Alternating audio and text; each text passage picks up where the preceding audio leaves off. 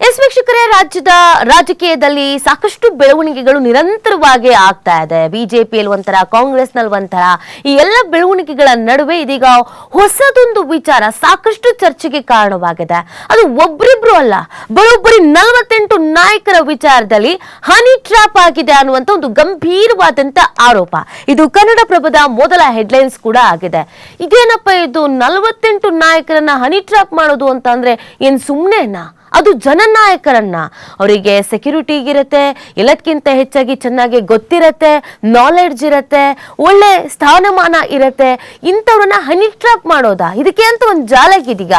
ಯಾರು ಮಾಡ್ತಿದ್ದಾರೆ, ಯಾಕೆ ಮಾಡ್ತಿದ್ದಾರೆ, ಹೇಗ್ ಮಾಡ್ತಾ ಇದ್ದಾರೆ, ಎಲ್ಲವೂ ಕೂಡ ಪ್ರಶ್ನೆ. ಆ 48ರ ಪೈಕಿ ನಮ್ಮ ನಾಯಕರು ಯಾರು ಇದ್ದಾರಾ ಅಂತ ಕ್ಷೇತ್ರದ ಜನ ಬೇರೆ ಟೆನ್ಷನ್ ಆಗಿದ್ದಾರೆ. ಸೊ ನಿನ್ನೆ ಪೂರ್ತಿ ಇದೇ ವಿಚಾರ ಸಾಕಷ್ಟು ಗದ್ದಲಕ್ಕೆ ಕಾರಣವಾಗಿತ್ತು. ಸೊ ಇದನ್ನ ನೋಡ್ತಾ ಇದ್ರೆ ಕೇವಲ ಈ ವಿಚಾರ ನಮ್ಮ ರಾಜ್ಯಕ್ಕೆ ಮಾತ್ರ ಸೀಮಿತ ಆಗದೇನೆ ಬೇರೆ ಬೇರೆ ಕಡೆಯಲ್ಲೂ ಕರ್ನಾಟಕದಲ್ಲಿ 48 ನಾಯಕರ ಹನಿ ಟ್ರ್ಯಾಪ್ ಆಗಿದೆಯಂತೆ ಅಂತ ಸುದ್ದಿ ಆಗೋ ಸಾಧ್ಯತೆಗಳಿದೆ. ಹಾಗಿದ್ರೆ ಯಾವ್ಯಾವ ನಾಯಕರು ಏನೇನ್ ಹೇಳಿದ್ರು, ಯಾರ್ಯಾರು ಈ ಹನಿ ಟ್ರ್ಯಾಪಿಗೆ ಒಳಗಾಗಿದ್ದಾರೆ, ಏನೇನ್ ಸಮಸ್ಯೆ ಎದುರಿಸ್ತಿದ್ದಾರೆ ಎಲ್ಲ ಮಾತಾಡ್ಬಿಟ್ಟಿದ್ದಾರೆ. ಮೊದಲಿಗೆ ನೋಡ್ಕೊಂಡು ಬಂದ್ಬಿಡೋಣ, ಆಮೇಲೆ ಈ ವಿಚಾರಕ್ಕೆ ಸಂಬಂಧಪಟ್ಟಂತೆ ಏನೆಲ್ಲ ಬೆಳವಣಿಗೆ ಆಗ್ತಿದೆ ಅಂತ ಹೇಳ್ತಾ ಹೋಗ್ತೀವಿ. ಅವರ ಬೈಟ್ಸ್ ಗಳನ್ನ ಕೇಳ್ಬಿಡೋಣ ಬನ್ನಿ. ಹನಿ ಟ್ರ್ಯಾಪಲ್ಲಿ ಇದ್ದವರಿಗೆ ಅಭ್ಯಾಸ, ನಾವು ಹನಿನೂ ಅಲ್ಲ ಟ್ರ್ಯಾಪು ಅಲ್ಲ. ಹಾಗಾಗಿ ನಾನು ಏನು ಹೇಳಲಿ, ಇದು ಹಿಂದಿನ ಕಾಲದಲ್ಲಿ ಇದು ಯಾವುದೋ ಹನಿಗಳು ಇರ್ತಿರ್ಲಿಲ್ಲ, ಈಗ ಜಾಸ್ತಿ ಹನಿ ಆಗಿಬಿಟ್ಟಿದೆ. ಹನಿಗೆ ಜೇನು ಹುಳ ಕಚ್ಚಿದ್ರೆ ಏನಾಗತ್ತೋ ಅದೇ ಆಗ್ತಕ್ಕಂಥದ್ದು. ಇದ್ರ ಬಗ್ಗೆ ಜಾಸ್ತಿ ತಲೆ ಕೆಡಿಸ್ಕೋಬೇಕಾದಂಥದ್ದಿಲ್ಲ.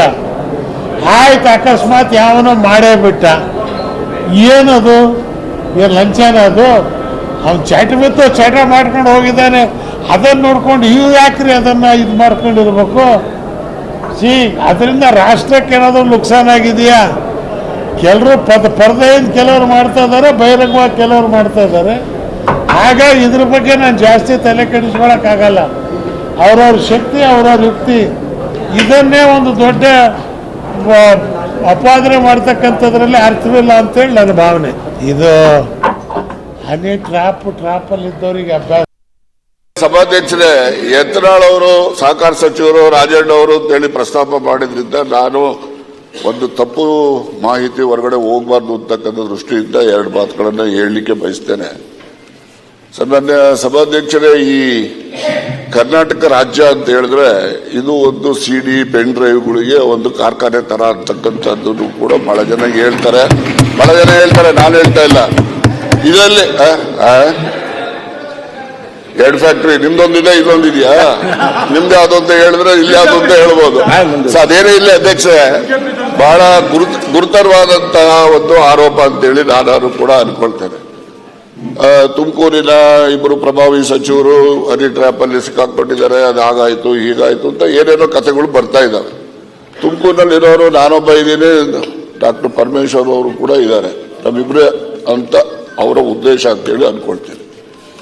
ಈ CD ಮಾಡ್ತಕ್ಕಂಥದ್ದು, ಪೆನ್ ಡ್ರೈವ್ ಮಾಡ್ತಕ್ಕಂಥದ್ದು, ಇದ್ರ ಬಗ್ಗೆ ಸುಮಾರು ನಿಮ್ಗೆ ಹೇಳ್ತೀನಿ, ನನಗಿರೋ ಮಾಹಿತಿ ಅಂತ 48 ಜನಗಳಿದ್ದಾರೆ, ಒಬ್ರು ಇಬ್ರು ಇಲ್ಲ.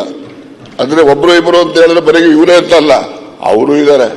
ಆದ್ರೆ ಇವೆಲ್ಲ ಬಹಳಷ್ಟು ಜನ ನ್ಯಾಯಾಲಯಗಳಲ್ಲಿ ಇದನ್ನ ಬಹಿರಂಗ ಮಾಡಬಾರ್ದು ಅಂತಕ್ಕಂಥದ್ದಕ್ಕೆ ಸ್ಟೇ ತಗೊಂಡಿರ್ತಕ್ಕಂಥದ್ದು, ಅಲ್ಲೂ ಕೂತವ್ರೆ ಇಲ್ಲೂ ಕೂತವ್ರೆ, ಆ ಪ್ರಶ್ನೆ ಬೇರೆ.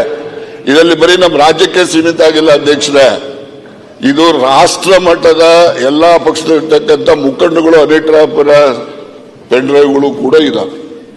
ಆ ಒಂದು ದೃಷ್ಟಿನಲ್ಲಿ ಏನ್ ನನ್ನ ಮೇಲೆ ಆರೋಪ ಏನಿದೆ, ಅದಕ್ಕೋಸ್ಕರ ಈ ಆರೋಪಕ್ಕೆ ಇಲ್ಲಿ ಉತ್ತರ ಹೇಳಿದ್ರೆ ಅದಕ್ಕೆ ಸರಿ ಹೋಗೋದಿಲ್ಲ. ನಾನು ನಮ್ಮ ಗೃಹ ಮಂತ್ರಿಗಳಿಗೆ ಒತ್ತಾಯ ಮಾಡ್ತೇನೆ, ನಾನು ಒಂದು ಲಿಖಿತ ಕಂಪ್ಲೇಂಟ್ ಅನ್ನು ಕೊಡ್ತೀನಿ. ಆ ಕಂಪ್ಲೇಂಟ್ ಆಧರಿಸಿ ಅವರು ತನಿಖೆ ಮಾಡಿಸ್ಬೇಕು. ಇದರಲ್ಲಿ ಯಾರೆಲ್ಲ ಪ್ರೊಡ್ಯೂಸರ್ಸ್ ಇದ್ದಾರೆ, ಡೈರೆಕ್ಟರ್ಸ್ ಯಾರ್ಯಾರಿದ್ದಾರೆ, ಇವೆಲ್ಲವೂ ಕೂಡ ಹೊರಗಡೆ ಬರಲಿ, ಜನಗಳು ಗೊತ್ತಾಗಲಿ. ಆಕ್ಟರ್ಸ್ಗಳು ಯಾರ್ಯಾರು, ಇವೆಲ್ಲ.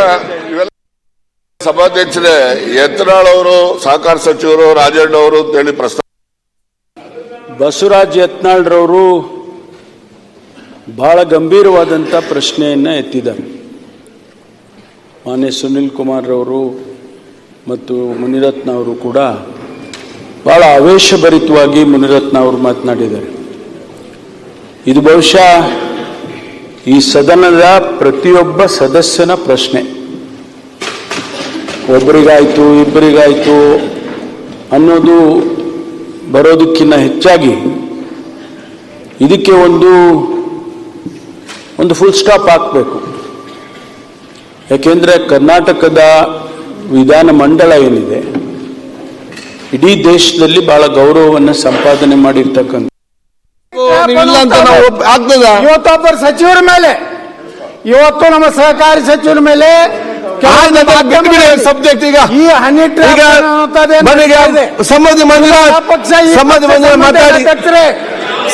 ಮಾತಾಡಿ ಯಾವ ಸಬ್ಜೆಕ್ಟ್ ಎಲ್ಲಿ ಸಮಸ್ಯೆ ಮಾತಾಡಿ. ನಾನು ಆಗ್ರಹ ಮಾಡ್ತೀನಿ ಆಯ್ತು. ಈಗ ಮುಖ್ಯಮಂತ್ರಿಗಳಿಗೆ, ಗೃಹ ಮಂತ್ರಿಗಳಿಗೆ ಈ ಸಂಬಂಧ ಟೈಮ್ ಇಲ್ಲ.